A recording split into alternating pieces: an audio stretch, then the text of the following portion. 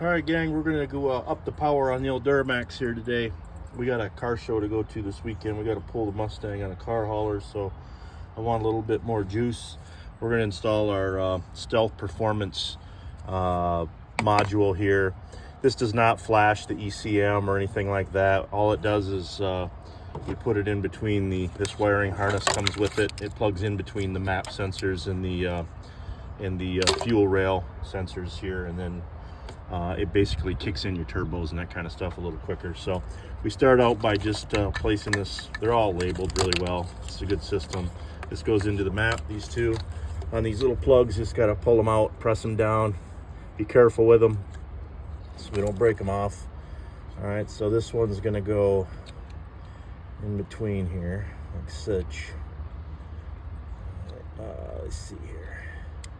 That one goes like that. Make sure you're clicking these back in. This one's going in here.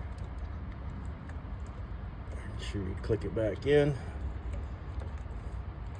Okay, and then we'll tidy everything back up here at the end with zip ties. And now we're going to set the fuel plugs in here. These two red plugs, pull them out, press down in front of them.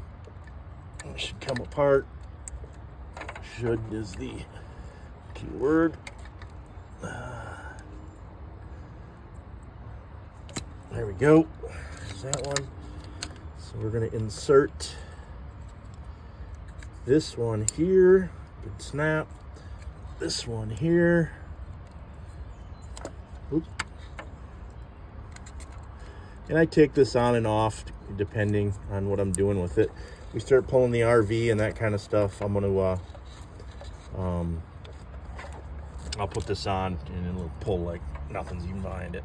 It already does, but from what I read, it'll put the torque on this thing at a power band over 1,000 foot-pounds, so that's always good.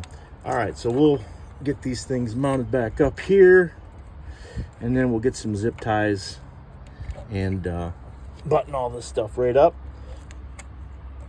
Okay, that one's on, and then we're going to mount our control box over on the firewall. I just use industrial hook and loop and put it right over here on the inner fender, and then you're good to go. So the good thing about this system is everybody does things a little different. You can do it however you want. I'm going to take my little wiring harness here. Now you got a controller switch.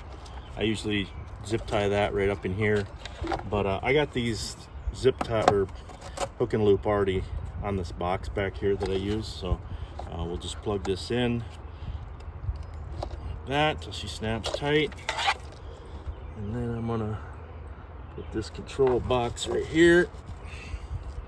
We'll zip tie all these things out of sight down in here, try to keep them away from the hot parts, and then I'll run my controller switch usually right in this area of where this negative jump terminal is. I'll wire tie it right here, so it's good to go. And then, you know, if you got to go in to do service in the dealer or whatever, then you can just take it right off and that kind of thing. So that's it. That's how you do it. Bump up your power.